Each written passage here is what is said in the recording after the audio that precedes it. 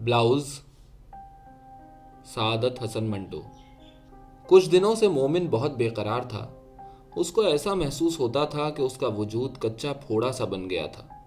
کام کرتے وقت، باتیں کرتے ہوئے، حتیٰ کہ سوچنے پر بھی اسے ایک عجیب قسم کا درد محسوس ہوتا تھا۔ ایسا درد جس کو وہ بیان بھی کرنا چاہتا تو نہ کر سکتا۔ بعض اوقات بیٹھے بیٹھے وہ ایک دم چونک پڑتا۔ دھندلے دھندلے خیالات جو عام حالتوں میں بے آواز بلبلوں کی طرح پیدا ہو کر مٹ جایا کرتے ہیں، مومن کے دماغ میں بڑے شور کے ساتھ پیدا ہوتے اور شور ہی کے ساتھ پھٹتے تھے۔ اس کے علاوہ اس کے دل و دماغ کے نرم و نازک پردوں پر ہر وقت جیسے خاردار پاؤں والی چونٹیاں سی رینگتی تھیں۔ ایک عجیب قسم کا کھنچاؤ اس کے اعضاء میں پیدا ہو گیا تھا، جس کے باعث اسے بہت تکلیف ہوتی تھی۔ اس تکلیف کی شدت جب بڑھ جاتی تو اس کے جی میں آتا کہ اپنے آپ کو ایک بڑے ہاون میں ڈال دے اور کسی سے کہے مجھے کوٹنا شروع کر دو۔ باورچی خانے میں گرم مسالے کوٹتے وقت جب لوہے سے لوہا ٹکراتا اور دھمکوں سے چھت میں گوند سی دوڑ جاتی تو مومن کے ننگے پیروں کو یہ لرزش بہت بھلی معلوم ہوتی تھی۔ پیروں کے ذریعے سے یہ لرزش اس کی تنی ہوئی پنڈلیوں اور رانوں میں دوڑتی ہوئی اس کے دل تک پہنچ جاتی، جو تیز ہوا میں رکھے ہوئے دیے کی طرح کانپنا شروع کر دیتا۔ مومن کی عمر 15 برس کی تھی، شاید 16واں بھی لگا ہو۔ اسے اپنی عمر کے متعلق صحیح اندازہ نہیں تھا۔ وہ ایک صحت مند اور تندرست لڑکا تھا، جس کا لڑکپن تیز قدمی سے جوانی کے میدان کی طرف بھاگ رہا تھا۔ اسی دوڑ نے، جس سے مومن بالکل غافل تھا، اس کے لہو کے ہر قطرے میں سنسنی پیدا کر دی تھی۔ وہ اس کا مطلب سمجھنے کی کوشش کرتا تھا مگر ناکام رہتا تھا۔ اس کے جسم میں کئی تبدیلیاں رونما ہو رہی تھیں۔ گردن جو پہلے پتلی تھی اب موٹی ہو گئی تھی، باہوں کے پٹھوں میں ایٹھن سی پیدا ہو گئی تھی، کنٹھ نکل رہا تھا، سینے پر گوشت کی تہہ موٹی ہو گئی تھی اور اب کچھ دنوں سے پستانوں میں گولیاں سی پڑ گئی تھیں۔ جگہ ابھر آئی تھی، جیسے کسی نے ایک برنٹا اندر داخل کر دیا ہے۔ ان ابھاروں کو ہاتھ لگانے سے مومن کو بہت درد محسوس ہوتا تھا۔ کبھی کبھی کام کرنے کے دوران میں غیر ارادی طور پر جب اس کا ہاتھ ان گولیوں سے چھو جاتا تو وہ تڑپ اٹھتا۔ قمیص کے موٹے اور کھردرے کپڑے سے بھی اس کو تکلیف دہ سرسراہٹ محسوس ہوتی تھی۔ غسل خانے میں نہاتے وقت یا باورچی خانے میں جب کوئی اور موجود نہ ہو، مومن اپنی قمیص کے بٹن کھول کر ان گولیوں کو غور سے دیکھتا تھا، ہاتھوں سے مسلتا تھا، درد ہوتا، ٹیسیں اٹھتیں، اس کا سارا جسم پھلوں سے لدے ہوئے پیڑ کی طرح جسے زور سے ہلایا گیا ہو کانپ جاتا۔ مگر اس کے باوجود وہ اس درد پیدا کرنے والے کھیل میں مشغول رہتا تھا۔ کبھی کبھی زیادہ دبانے پر یہ گولیاں پچک جاتیں اور ان کے منہ سے لیسدار لعاب نکل آتا۔ اس کو دیکھ کر اس کا چہرہ کان کی لوؤں تک سرخ ہو جاتا۔ وہ سمجھتا کہ اس سے کوئی گناہ سرزد ہو گیا ہے۔ گناہ اور ثواب کے متعلق مومن کا علم بہت محدود تھا۔ ہر وہ فعل جو ایک انسان دوسرے انسانوں کے سامنے نہ کر سکتا ہو، اس کے خیال کے مطابق گناہ تھا۔ چنانچہ جب شرم کے مارے اس کا چہرہ کان کی لوؤں تک سرخ ہو جاتا تو وہ جھٹ سے اپنی قمیص کے بٹن بند کر لیتا کہ آئندہ ایسی فضول حرکت کبھی نہیں کرے گا۔ لیکن اس عہد کے باوجود دوسرے تیسرے روز تخلیے میں وہ پھر اس کھیل میں مشغول ہو جاتا۔ مومن سے گھر والے سب خوش تھے۔ وہ بڑا محنتی لڑکا تھا، سب ہر کام وقت پر کر دیتا تھا اور کسی شکایت کا موقع نہ دیتا تھا۔ ڈپٹی صاحب کے یہاں اسے کام کرتے ہوئے صرف 3 مہینے ہوئے تھے، لیکن اس قلیل عرصے میں اس نے گھر کے ہر فرد کو اپنی محنت کش طبیعت سے متاثر کر لیا تھا۔ 6 روپے مہینے پر وہ نوکر ہوا تھا، مگر دوسرے مہینے ہی اس کی تنخواہ میں 2 روپے بڑھا دیے گئے تھے۔ وہ اس گھر میں بہت خوش تھا، اس لیے کہ اس کی یہاں قدر کی جاتی تھی، مگر وہ اب کچھ دنوں سے بے قرار تھا۔ ایک عجیب قسم کی آوارگی اس کے دماغ میں پیدا ہو گئی تھی۔ اس کا جی چاہتا تھا کہ سارا دن بے مطلب بازاروں میں گھومتا پھرے یا کسی سنسان مقام پر جا کر لیٹا رہے۔ اب کام میں اس کا جی نہیں لگتا تھا، لیکن اس بے دلی کے ہوتے ہوئے بھی وہ کاہلی نہیں برتتا تھا۔ چنانچہ یہی وجہ ہے کہ گھر میں کوئی بھی اس کے اندرونی انتشار سے واقف نہیں تھا۔ رضیہ تھی سو وہ دن بھر باجا بجانے، نئی نئی فلمی طرزیں سیکھنے اور رسالے پڑھنے میں مصروف رہتی تھی۔ اس نے کبھی مومن کی نگرانی ہی نہیں کی تھی۔ شکیلہ البتہ مومن سے ادھر ادھر کے کام لیتی تھی اور کبھی کبھی اسے ڈانٹتی بھی تھی، مگر اب کچھ دنوں سے وہ بھی چند بلاؤزوں کے نمونے اتارنے میں بے طرح مشغول تھی۔ یہ بلاؤز اس کی ایک سہیلی کے تھے جسے نئی نئی تراشوں کے کپڑے پہننے کا بہت شوق تھا۔ شکیلہ اس سے 8 بلاؤز مانگ کر لائی تھی اور کاغذوں پر ان کے نمونے اتار رہی تھی۔ چنانچہ اس نے بھی کچھ دنوں سے مومن کی طرف دھیان نہیں دیا تھا۔ ٹپٹی صاحب کی بیوی سخت گیر عورت نہیں تھی۔ घर में 2 नौकर थे, यानी मोमिन के अलावा एक बुढ़िया भी थी। ज़्यादातर बावर्ची खाने का काम यही करती थी। मोमिन कभी कभी उसका हाथ बटा दिया करता था। डिप्टी साहब की बीवी ने मुमकिन है मोमिन की मुस्तादी में कोई कमी देखी हो, मगर उसने मोमिन से इसका जिक्र नहीं किया था, और वो इनकलाब जिसमें से मोमिन का दिलो दिमाग और जिस्म गुजर रहा था, उससे तो डिप्टी साहब की बीवी बिल्कुल गाफिल थी। चूँकि उसका कोई लड़का नहीं था, इसलिए वो मोमिन की जहनी और जिस्मानी तब्दीलियों को नहीं समझ सकती थी। और फिर मोमिन नौकर था, नौकरों के मुतालिक कौन गौर व फिक्र करता है। बचपन से लेकर बुढ़ापे तक वो तमाम मंजिलें पैदल तय कर जाते हैं और आसपास के आदमियों को खबर तक नहीं होती। मोमिन का भी बिल्कुल यही हाल था। वो कुछ दिनों से मोड़ मुड़ता ज़िंदगी के एक ऐसे रास्ते पर आ निकला था जो ज़्यादा लंबा तो नहीं था मगर बेहद पुरखतर था। उस रास्ते पर उसके कदम कभी तेज़ तेज़ उठते थे, कभी हौले हौले। वो दरअसल जानता नहीं था कि ऐसे रास्तों पर किस तरह चलना चाहिए। उन्हें जल्दी तय कर जाना चाहिए या कुछ वक्त लेकर आहिस्ता आहिस्ता इधर उधर की चीज़ों का सहारा लेकर तय करना चाहिए। मोमिन के नंगे पाँव के नीचे आने वाले शबाब की गोल गोल चिकनी बट्टियाँ फिसल रही थीं। वो अपना तवाज़ुन बरकरार नहीं रख सकता था। वो बेहद मुस्तरिब था। इसी इस्तराब के बायस कई बार काम करते करते चौंक कर वो गैर इरादी तौर पर किसी खूंटी को दोनों हाथों से पकड़ लेता और उसके साथ लटक जाता। फिर उसके दिल में एक ख्वाहिश पैदा होती कि टांगों से पकड़कर कोई उसे इतना खींचे कि वो एक महीन तार बन जाए। ये सब बातें उसके दिमाग के किसी ऐसे गोशे में पैदा होती थीं कि वो ठीक तौर पर उनका मतलब नहीं समझ सकता था। गैर शऊरी तौर पर वो चाहता था कि कुछ हो। क्या हो? बस कुछ हो। मेज़ पर करीने से चुनी हुई प्लेटें एकदम उछलना शुरू कर दें, केतली पर रखा हुआ ढकना पानी के एक ही उबाल से ऊपर को उड़ जाए, नल की जस्ती नाली पर दबाव डाले तो वो दोहरी हो जाए और उसमें से पानी का एक फव्वारा सा फूट निकले।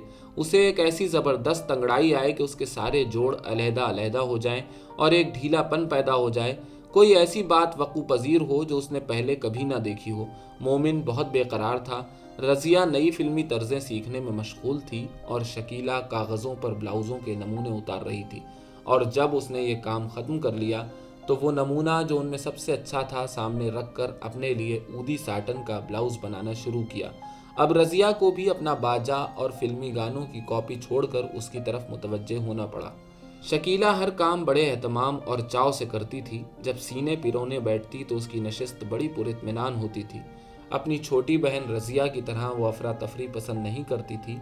एक एक टाँका सोच समझकर बड़े इत्मीनान से लगाती थी ताकि गलती का इम्कान न रहे। पैमाइश भी उसकी बहुत सही होती थी, इसलिए कि वो पहले कागज़ काट कर फिर कपड़ा काटती थी। यूँ वक्त ज़्यादा सर्फ होता था मगर चीज़ बिल्कुल फिट तैयार होती थी। शकीला भरे भरे जिस्म की सेहतमंद लड़की थी। उसके हाथ बहुत गदगदे थे। गोश्त भरी मखरूती उंगलियों के आखिर में हर जोड़ पर एक नन्हा गढ़ा था। जब वो मशीन चलाती थी ये नन्हे नन्हे गढ़े हाथ की हरकत से कभी कभी गायब भी हो जाते थे। शकीला मशीन भी बड़े इत्मीनान से चलाती थी। आहिस्ता आहिस्ता उसकी 2 या 3 उंगलियां बड़ी रानाई के साथ मशीन की हत्ती को घुमाती थीं। उसकी कलाई में एक हल्का सा खम पैदा हो जाता था। गर्दन जरा इस तरफ को झुक जाती थी और बालों की एक लट, जिसे शायद अपने लिए कोई मुस्तकिल जगह नहीं मिलती थी, नीचे फिसल आती थी। शकीला अपने काम में इस कदर मुनहमिक रहती कि उसे हटाने या जमाने की कोशिश नहीं करती थी। जब शकीला ऊदी साटन सामने फैलाकर अपने माप का ब्लाउज तराशने लगी तो उसे टेप की ज़रूरत महसूस हुई, क्योंकि उनका अपना टेप घिस घिसाकर अब बिल्कुल टुकड़े टुकड़े हो गया था। लोहे का गज़ मौजूद था मगर उससे कमर और सीने की पैमाइश कैसे हो सकती है। उसके अपने कई ब्लाउज मौजूद थे मगर अब चूंकि वो पहले से कुछ मोटी हो गई थी इसलिए सारी पैमाइश दोबारा करना चाहती थी। कमीज़ उतार कर उसने मोमिन को आवाज़ दी। जब वो आया तो उससे कहा, जाओ मोमिन, दौड़कर 6 नंबर से कपड़े का गज़ ले आओ, कहना शकीला बीबी मांगती हैं। मोमिन की निगाहें शकीला की सफ़ेद बनियान के साथ टकराईं। वो कई बार शकीला बीबी को ऐसी बनियानों में देख चुका था मगर आज उसे एक किस्म की झिझक महसूस हुई। उसने अपनी निगाहों का रुख दूसरी तरफ फेर लिया और घबराहट में कहा, कैसा गज़ बीबी जी? शकीला ने जवाब दिया, कपड़े का गज़। एक गज़ तो ये तुम्हारे सामने पड़ा है, ये लोहे का है। एक दूसरा गज़ भी होता है जो कपड़े का बना होता है। जाओ 6 नंबर में जाओ और दौड़ कर उनसे ये गज़ ले आओ, कहना शकीला बीबी मांगती हैं। 6 नंबर का फ्लैट बिल्कुल करीब था। मोमिन फौरन ही कपड़े का गज़ लेकर आ गया। शकीला ने यह गज़ उसके हाथ से लिया और कहा, यहीं ठहर जाओ, इसे अभी वापस ले जाना। फिर वो अपनी बहन रज़िया से मुखातिब हुई। इन लोगों की कोई चीज़ ज़्यादा देर अपने पास रख ली जाए तो वो बुढ़िया तकाजे कर कर के परेशान कर देती है। इधर आओ और ये गज़ लो और यहाँ से मेरा नाप लो। रज़िया ने शकीला की कमर और सीने का नाप लेना शुरू किया तो उनके दरमियान कई बातें हुईं। मोमिन दरवाजे की दहलीज में खड़ा तकलीफ दे खामोशी से ये बातें सुनता रहा। रज़िया, तुम गज को खींच कर नाप क्यों नहीं लेती? पिछली दफ़ा भी यही हुआ, तुमने नाप लिया और मेरे ब्लाउज का सत्यानाश हो गया। ऊपर के हिस्से में अगर कपड़ा फिट ना आए तो इधर उधर बगलों में झोल पड़ जाते हैं। कहाँ का लूँ कहाँ का ना लूँ, तुम तो अजब मखमसे में डाल देती हो। यहाँ का नाप लेना शुरू किया था तो तुमने कहा ज़रा ऊपर नीचे कर लो, ज़रा छोटा बड़ा हो गया तो कौन सी आफत आ जाएगी।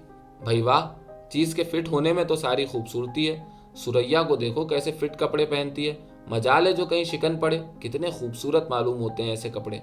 लो अब तुम नाप को। यह कहकर शकीला ने सांस के जरिए से अपना सीना फुलाना शुरू किया। जब अच्छी तरह फूल गया तो सांस रोक कर उसने घुटी घुटी आवाज में कहा, लो अब जल्दी करो। जब शकीला ने सीने की हवा खारिज की तो मोमिन को ऐसा महसूस हुआ उसके अंदर के कई गुब्बारे फट गए हैं। उसने घबरा कर कहा, गज लाइए बीबी जी, मैं दे आऊं। शकीला ने उसे झिड़क दिया, जरा ठहर जाओ। ये कहते हुए कपड़े का गज उसके नंगे बाजू से लिपट गया।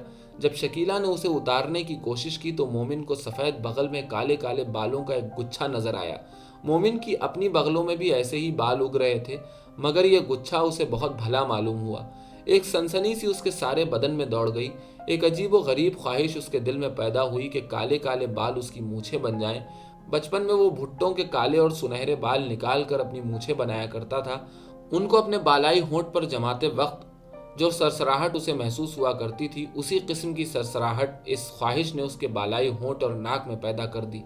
शकीला का बाजू अब नीचे झुक गया था और उसकी बगल छुप गई थी, मगर मोमिन अब भी काले काले बालों का वो गुच्छा देख रहा था। उसके तसव्वुर में शकीला का बाजू देर तक वैसे ही उठा रहा और बगल में उसके सियाह बाल झांकते रहे। थोड़ी देर के बाद शकीला ने मोमिन को गज दे दिया और कहा, जाओ उसे वापस दे आओ, कहना बहुत बहुत शुक्रिया अदा किया है। मोमिन गज वापस देकर बाहर सहन में बैठ गया। उसके दिलो दिमाग में धुंधले धुंधले से ख्याल पैदा हो रहे थे। देर तक वो उनका मतलब समझने की कोशिश करता रहा। जब कुछ समझ में न आया तो उसने गैर इरादी तौर पर अपना छोटा सा ट्रंक खोला जिसमें उसने ईद के लिए नए कपड़े बनवा कर रखे थे। जब ट्रंक का ढकना खुला और नए लट्ठे की बू उसकी नाक तक पहुंची तो उसके दिल में ख्वाहिश पैदा हुई कि नहा धोकर और ये नए कपड़े पहनकर वो सीधा शकीला बीबी के पास जाए और उसे सलाम करे। उसकी लट्ठे की शलवार किस तरह खड़खड़ करेगी और उसकी रूमी टोपी का ख्याल आते ही मोमिन की निगाहों के सामने उसका फुंदना आ गया और फुंदना फौरन ही उन काले काले बालों के गुच्छे में तब्दील हो गया जो उसने शकीला की बगल में देखा था। उसने कपड़ों के नीचे से अपनी नई रूमी टोपी निकाली और उसके नर्म और लचकीले फुंदने पर हाथ फेरना शुरू ही किया था कि अंदर से शकीला बीबी की आवाज़ आई, मोमिन। मोमिन ने टोपी ट्रंक में रखी, ढकना बंद किया और अंदर चला गया, जहां शकीला नमूने के मुताबिक ऊदी साटन के कई टुकड़े काट चुकी थी। उन चमकीले और फिसल फिसल जाने वाले टुकड़ों को एक जगह रखकर वो मोमिन की तरफ मुतवज्जा हुई। मैंने तुम्हें इतनी आवाज़ें दी, सो गए थे क्या? मोमिन की ज़बान में लुकनत पैदा हो गई। नहीं बीबी जी। तो क्या कर रहे थे? कुछ भी नहीं। कुछ तो ज़रूर करते होगे। शकीला ये सवाल किए जा रही थी मगर उसका ध्यान असल में ब्लाउज की तरफ था जिसे अब उसे कच्चा करना था। मोमिन ने खिसियानी हंसी के साथ जवाब दिया। ट्रंक खोलकर अपने नए कपड़े देख रहा था। शकीला खिलखिलाकर हंसी। रज़िया ने भी उसका साथ दिया। शकीला को हंसते देखकर मोमिन को एक अजीब सी तस्कीन हुई और उस तस्कीन ने उसके दिल में यह ख्वाहिश पैदा की कि वो कोई ऐसी मज़ाक़खेज़ तौर पर अहमकाना हरकत करे जिससे शकीला को और ज़्यादा हंसने का मौका मिले। चुनाचे लड़कियों की तरह झेंप कर और लहजे में शर्माहट पैदा करके उसने कहा, बड़ी बीबी जी से पैसे लेकर मैं रेशमी रुमाल भी लाऊंगा। शकीला ने हंसते हुए उससे पूछा, क्या करोगे उस रुमाल का? मोमिन ने झेंप कर जवाब दिया, गले में बांध लूंगा बीबी जी, बड़ा अच्छा मालूम होगा। ये सुनकर शकीला और रज़िया दोनों देर तक हंसती रही। गले में बांधोगे तो याद रखना मैं उससे फांसी दे दूंगी तुम्हें। ये कहकर शकीला ने अपनी हंसी दबाने की कोशिश की और रज़िया से कहा, कमबख्त ने मुझे काम ही भुला दिया। रज़िया, मैंने इसे क्यों बुलाया था? रज़िया ने जवाब न दिया और वो नई फिल्मी तर्ज गुनगुनाना शुरू की जो वो 2 रोज़ से सीख रही थी। इस दौरान में शकीला को खुद ही याद आ गया कि उसने मोमिन को क्यों बुलाया था। देखो मोमिन, मैं तुम्हें ये बनियान उतार कर देती हूँ। दवाइयों की दुकान के पास जो एक दुकान नई खुली है ना, वहाँ जहाँ तुम उस दिन मेरे साथ गए थे, वहाँ जाओ और पूछ के आओ कि ऐसी 6 बनियानों का वो क्या लेगा। कहना हम पूरी 6 लेंगे, इसलिए कुछ रियायत ज़रूर करे। समझ लिया ना? मोमिन ने जवाब दिया, जी हाँ। अब तुम परे हट जाओ। मोमिन बाहर निकल के दरवाजे की ओट में हो गया। چند لمحات کے بعد بنیان اس کے قدموں کے پاس آ کر گرا اور اندر سے شکیلہ کی آواز آئی، کہنا ہم اسی قسم اسی ڈیزائن کی بالکل یہی چیز لیں گے، فرق نہیں ہونا چاہیے۔ مومن نے بہت اچھا کہہ کر بنیان اٹھا لیا، جو پسینے کے باعث کچھ کچھ گیلا ہو رہا تھا، جیسے کسی نے بھاپ پر رکھ کر فوراً ہی ہٹا لیا ہو۔ بدن کی بو بھی اس میں بسی ہوئی تھی، میٹھی میٹھی گرمی بھی تھی۔ یہ تمام چیزیں اس کو بہت بھلی معلوم ہوئیں۔ وہ اس بنیان کو جو بلی کے بچے کی طرح ملائم تھا اپنے ہاتھوں میں مسلتا باہر چلا گیا۔ جب بھاؤ واؤ دریافت کر کے بازار سے واپس آیا تو شکیلہ بلاؤز کی سلائی شروع کر چکی تھی، اس سیاہی مائل ساٹن کے بلاؤز کی جو مومن کی رومی ٹوپی کے پھندنے سے کہیں زیادہ چمکیلی اور لچکدار تھی۔ یہ بلاؤز شاید عید کے لیے تیار کیا جا رہا تھا، کیونکہ عید اب بالکل قریب آ گئی تھی۔ مومن کو ایک دن میں کئی بار بلایا گیا، دھاگا لانے کے لیے، استری نکالنے کے لیے، سوئی ٹوٹی تو نئی سوئی لانے کے لیے۔ شام کے قریب جب شکیلہ نے دوسرے روز پر باقی کام اٹھا دیا تو دھاگے کے ٹکڑے اور اودی ساٹن کی بیکار قطریں اٹھانے کے لیے بھی اسے بلایا گیا۔ مومن نے اچھی طرح جگہ صاف کر دی، باقی سب چیزیں اٹھا کر باہر پھینک دی، مگر اودی ساٹن کی چمکدار قطریں نے اپنی جیب میں رکھ لیں، بالکل بے مطلب، کیونکہ اسے معلوم نہیں تھا کہ وہ ان کا کیا کرے گا۔ دوسرے روز جب اس نے جیب سے قطریں نکالی اور الگ بیٹھ کر ان کے دھاگے الگ کرنے شروع کر دیے، دیر تک وہ اس کھیل میں مشغول رہا، حتیٰ کہ دھاگے کے چھوٹے بڑے ٹکڑوں کا ایک گچھا سا بن گیا۔ اس کو ہاتھ میں لے کر وہ دباتا رہا، مسلتا رہا، لیکن اس کے تصور میں شکیلہ کی وہی بغل تھی جس میں اس نے کالے کالے بالوں کا چھوٹا سا گچھا دیکھا تھا۔ اس دن بھی اسے شکیلہ نے کئی بار بلایا۔ کالی ساٹن کے بلاؤز کی ہر شکل اس کی نگاہوں کے سامنے آتی رہی۔ پہلے جب اسے کچا کیا گیا تھا تو اس پر سفید دھاگے کے بڑے بڑے ٹانکے جا بجا پھیلے ہوئے تھے، پھر اس پر استری کی گئی جس سے سب شکنیں دور ہو گئیں اور چمک بھی دوبالا ہو گئی۔ اس کے بعد کچی حالت میں ہی شکیلہ نے اسے پہنا کر رضیہ کو دکھایا۔ دوسرے کمرے میں سنگھار میز کے پاس جا کر آئینے میں خود اس کو ہر پہلو سے اچھی طرح دیکھا۔ جب پورا اطمینان ہو گیا تو اسے اتارا، جہاں جہاں تنگ یا کھلا تھا وہاں نشان بنائے اور اس کی ساری خامیاں دور کی۔ ایک بار پھر پہن کر دیکھا، جب بالکل فٹ ہو گیا تو پکی سلائی شروع کی۔ ادھر اودی ساٹن کا یہ بلاؤز سیا جا رہا تھا، ادھر مومن کے دماغ میں عجیب و غریب خیالوں کے جیسے ٹانکے سے ادھڑ رہے تھے۔ جب اسے کمرے میں بلایا جاتا اور اس کی نگاہیں چمکیلی ساٹن کے بلاؤز پر پڑتیں تو اس کا جی چاہتا کہ وہ ہاتھ سے چھو کر اسے دیکھے، صرف چھو کر ہی نہیں دیکھے بلکہ اس کی ملائم اور روئیں دار سطح پر دیر تک ہاتھ پھیرتا رہے، اپنے کھردرے ہاتھ۔ اس نے ان ساٹن کے ٹکڑوں سے اس کی ملائمی کا اندازہ کر لیا تھا۔ دھاگے جو اس نے ان ٹکڑوں سے نکالے تھے اور بھی زیادہ ملائم ہو گئے تھے۔ جب اس نے ان کا گچھا بنایا تھا تو دباتے وقت اسے معلوم ہوا کہ ان میں ربڑ سی لچک بھی ہے۔ وہ جب اندر آ کر بلاؤز کو دیکھتا اس کا خیال فوراً ان بالوں کی طرف دوڑ جاتا جو اس نے شکیلہ کی بغل میں دیکھے تھے، کالے کالے بال۔ مومن سوچتا تھا کیا وہ بھی اس ساٹن کی طرح ملائم ہوں گے؟ بلاؤز بالآخر تیار ہو گیا۔ مومن کمرے کے فرش پر گیلا کپڑا پھیر رہا تھا کہ شکیلہ اندر آئی۔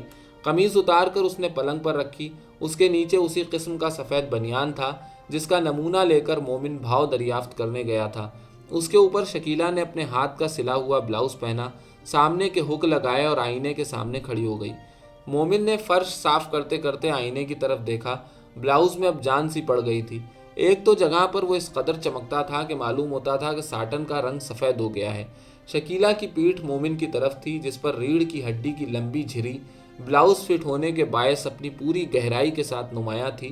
مومن سے نہ رہا گیا، چنانچہ اس نے کہا، بی بی جی آپ نے تو درزیوں کو بھی مات کر دیا۔